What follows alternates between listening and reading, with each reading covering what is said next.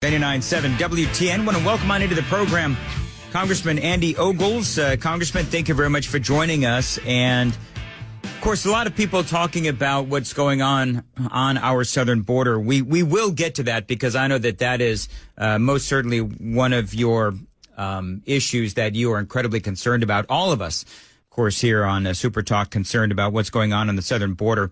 Also, though, and something you're trying to handle and deal with, the funding for the government. Everybody's talking about a possibility of a government shutdown. And you have Kevin McCarthy out there now saying, this was yesterday, that he is unsure that a proposed short-term funding measure to avert a government shutdown for at least a month will have enough votes to pass. Now, just so I can get folks up to speed on this, ultimately what it would do is it would cut 8% funding across the board, with the exception of, some of these various agencies having to deal with, for example, Veterans Affairs and the Pentagon, border security legislation as well. But it doesn't deal with things like Ukraine. So I want to get into this because there's a lot going on. As you know, sir, we are, $34 trillion in the hole right now. And you are calling for some very specific proposals within a continuing resolution. So let's talk about this. First of all, the one that seems to be on the table now, and then we'll get into your proposals. Do you think it has enough votes to pass? Are you confident that it may or may not pass? What do you think? If the vote were held right now, it would fail. And regardless, we will be heading towards a shutdown. Now, the question is it 2 days or 2 weeks? But let's back up just a little bit. What's frustrating, the fact that we're here, is that when we had the speaker fight, we agreed that there would be 12 appropriations bills. The deadline to get all of that done is September 30th. So this deadline has been there. September 30th did not move on the calendar. It's the same day every year, and so here we are. We still have 2 bills in committee.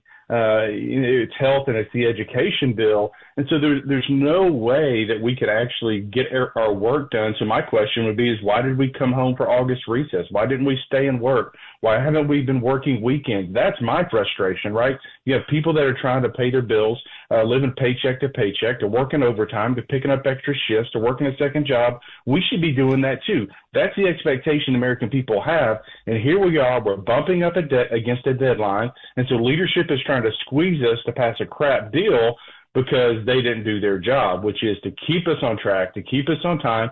And look, 8% of a small piece of pie is not 8% of the whole pie. So it sounds like it's a big cut, by the way, but it's only a haircut. Well, you're right. And when you say leadership, you're talking about Kevin McCarthy? That's right. So Kevin McCarthy, I do find it interesting because what you're saying about Kevin McCarthy, a lot of folks agree with, by the way. His big complaint with Joe Biden in talking to the White House was that Biden was too late in coming to the table. Now it seems like McCarthy is being accused of the same thing. Are you, generally speaking, Congressman Ogles, or have you been, then we'll get into the specifics, but are you happy so far with Kevin McCarthy's performance? Well, look, what I would say is we have the power of the purse. It's our job to come up with our plan and then send it over to the Senate. This idea that we're going to wait on the Senate or that we're waiting on the White House is absolute nonsense. That's the problem up here, is that the uniparty takes over and everybody kind of gets in the back room and comes up with this plan that, quite frankly, screws America, and you end up with $32.5 trillion worth of debt. We just raised the debt ceiling, so we're going to have $35 trillion worth of debt. How about we come up with our plan? Like, if I want to buy a house, I make an offer. Right? I know what they want. I know what the market will bear, but I can still make an offer. I can lowball them, right? And so why don't we pass our budget on our terms, get it done in a timely fashion so that you can go back and forth with the Senate, so you can go back and forth with the White House. But that's not what's happened here, and now we're up against the timeline. And so, look, to your question, I'm frustrated with where we are as it pertains to Kevin McCarthy. Look, with the leadership fight, we agreed to a set of rules that we would have spending caps, 14.7. We've blown past those caps. We said that we would pass the REINS Act, which is regulatory reform. It's all of these regulatory agencies, this other branch of government that our founding fathers warned us about, that's made all of everything we do more difficult. All of our costs have gone up, right? And so that hasn't been done. And so go down the checklist, and we haven't accomplished the things that we agreed upon in January. And again, we're up against this deadline. So I reached out to McCarthy and the leadership team and said, there's no reason why we should come home this weekend. We should work late hours. We should work the weekend, and we should work every day through the rest of September until we get this done. What was their response? I didn't get a response, actually. Cue the crickets sound effect, Johnny, if we could. All right, so let's go through some of your continuing resolution proposals. Everybody knows the continuing resolution, basically kicking the conversation down the road. So what you want to do is, in case that this ultimately goes to a continuing resolution, you want some proposals in there to something for our side, I guess would be the best way to put this, including funding for I'm going to take these, Andy, one at a time. Funding for the wall to secure our border. You think that's a reality? I mean, this is something that we keep asking for as conservatives, and, it feels like we keep getting kicked in the teeth. And you've seen the headlines in the last couple of days. The traffic, the illegals coming across our southern border has really come to light here in the last couple of days. Yeah, and so I actually think funding for the wall could happen. Now, whether or not the administration would actually do what Congress has mandated them to do, that's a separate conversation. But when you have the mayor of New York and Chicago and these blue cities crying for help, AOC had a town hall the other day where her constituents were yelling at her, close the dadgum border. The narrative on this has shifted. The polling shows that it has shifted. So people recognize now we've got to close the border.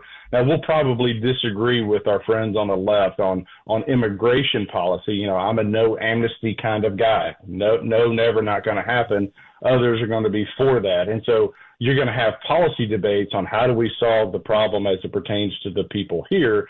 But most everyone is in agreement now that the border has to be secure. That's kind of one of the check boxes of actually being a sovereign nation and a world power, is to have sovereign, secure borders.